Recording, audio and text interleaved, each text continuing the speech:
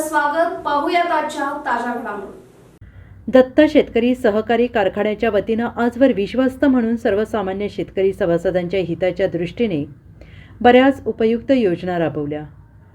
ऊस विकास योजना, क्षारपड जमीन विकास योजना, नवनवीन बियाणे, खतांबरोबर लावण पद्धत, माती परीक्षण आणि त्याचबरोबर ऊस शेती तज्ज्ञांच्या वतीनं मार्गदर्शनपर कार्यक्रम सतत राबवून आपला साखर कारखाना सातत्यानं उत्पादनासह इतर सर्व बाबतीत अग्रेसर करण्यासाठी प्रयत्नशील आहोत.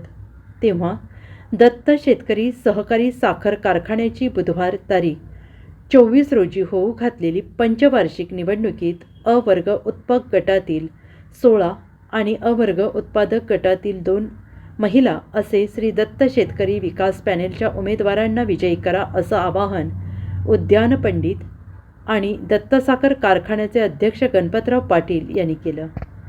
बेडकिहाळ येथील लठ्ठे शिक्षण संस्थेच्या श्रीमती कुसुमावती मिरजी कला वाणिज्य महाविद्यालयाच्या सभागृहात रविवार दिनांक 21 रोजी आयोजित करण्यात आलेल्या प्रचार सभेप्रसंगी पाटील यांनी सभासदांना आवाहन केले. सभेच्या अध्यक्षस्थानी शमनेवाडी येथील ज्येष्ठ सामाजिक कार्यकर्ते जयकुमार खोत हे होते. अरुणकुमार देसाई, शरदचंद्र फाटक, सुदर्शन खोत, पासगौडा पाटील, तात्यासाहेब खोत, महेंद्र बागे, सीदगौडा पाटील, आप्पासाहेब पाटील, शंकर पाटील यांच्यासह इतर मान्यवरांच्या उपस्थितीत झालेल्या या सभेप्रसंगी स्वागत आणि प्रास्ताविक इंद्रजित पाटील यांनी केलं. गणपतराव पाटील आणि व्यासपीठावरील उपस्थित मान्यवरांच्या हस्ते आप्पासाहेब उर्फ सारे पाटील यांच्या फोटोचं प्रतिमेचं पूजन करण्यात आलं.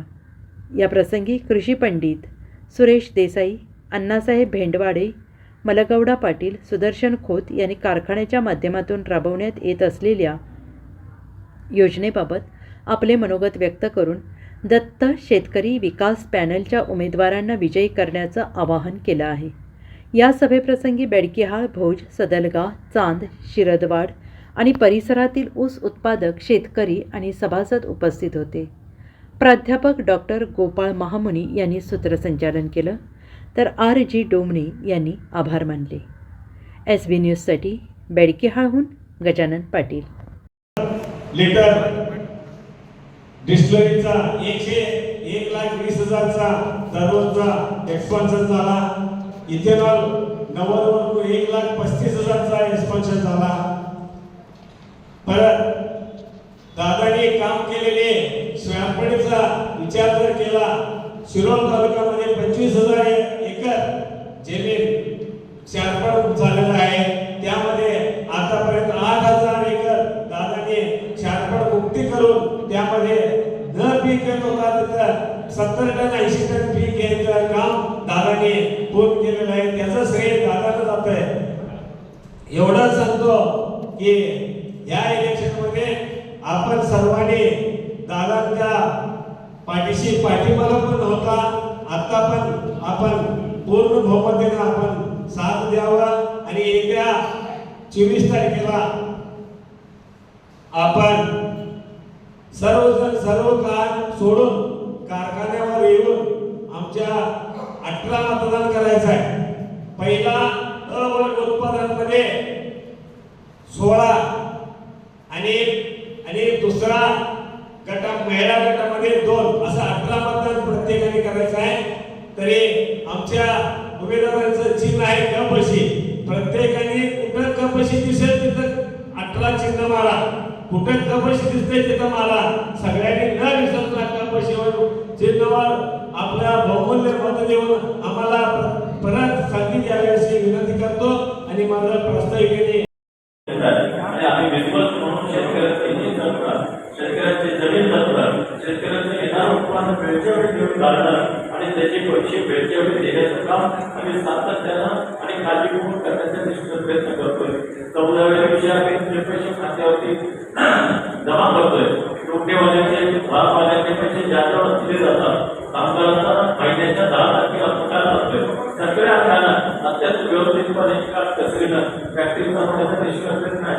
शेतकऱ्यांच्या हितासाठी माती परीक्षण केंद्र आहे, पाणी परीक्षण केंद्र आहे, पाणी परीक्षण केंद्र आहे. हे सगळं मोफत दिलं जातंय. कुठल्याही पद्धतीचे चार्जेस आकारले जात नाही आणि हे सगळं तपासून घेतल्यानंतर त्याची त्यांना योग्य मार्गदर्शन देण्याची दृष्टी ठेवून तिथं आम्ही चांगले अधिकारी नेमलेले आणि त्यांच्या माध्यमातून तुम्हाला मार्गदर्शन देण्याचं काम त्या ठिकाणी चालू आहे. आणि जो सभासद ट्रीट करणार असेल त्यांना देखील 6,100 रुपये आम्ही सबसिडी द्यायचं काम देखील चालू आहे. अशा सर्व आधारानं शेतकऱ्यांच्या जीवनामध्ये चांगल्या पद्धतीचा बदल होईल. त्यांच्या मुलांना चांगल्या पद्धतीचं खेळण्याचा असेल, व्यायामाचा असेल, त्यांच्या आरोग्याचा असेल, सर्वांना विचार करून सामाजिक बांधिलकी जपून कारखाना काम करण्याच्या दृष्टीने प्रयत्न करतोय. शेतकऱ्याला प्रत्येक वेळेला आम्ही मार्गदर्शन देऊन त्यांचं उत्पादन वाढीसाठी प्रयत्न करतोय. आम्ही शेतकऱ्यांना 200 टनाचं उत्पादन वाढावं अशा पद्धतीचं उद्दिष्ट घेऊन काम करण्याची दृष्टी ठेवलेली आहे. 3 वर्षामध्ये 1 एकर कसा ऊस लावायचा, सुपर कशी नर्सरी कशी करायचं, पानाकारापासून घ्यायचं, तुम्ही तुम्ही घातलेली जी खतं आहे त्या पिकांना उपलब्ध झालेल्या पिकांना आणि हे पुस्तक पाण्याचा समज आहे म्हणून पाण्याचा पाण्याचं केंद्र देखील आम्ही त्या ठिकाणी चालू केलेलं आहे. आणि तुमच्या एखाद्या खताचा घटक एखादा कमी पडला असेल एवढाच घटक ऍड करून तुम्ही तुमचं उत्पादन वाढवू शकताय. म्हणजे उत्पादन खर्चामध्ये कमी कसं करताय ते सर्वांना विचार करून करण्याचं काम आम्ही सातत्यानं त्या ठिकाणी कारखान्याच्या माध्यमातून चालवले. राजकीय, सामाजिक, आर्थिक असा सर्व घडामोडींचा आढावा पाहायला विसरू नका SB न्यूज चॅनल आणि नक्कीच सबस्क्राईब करा.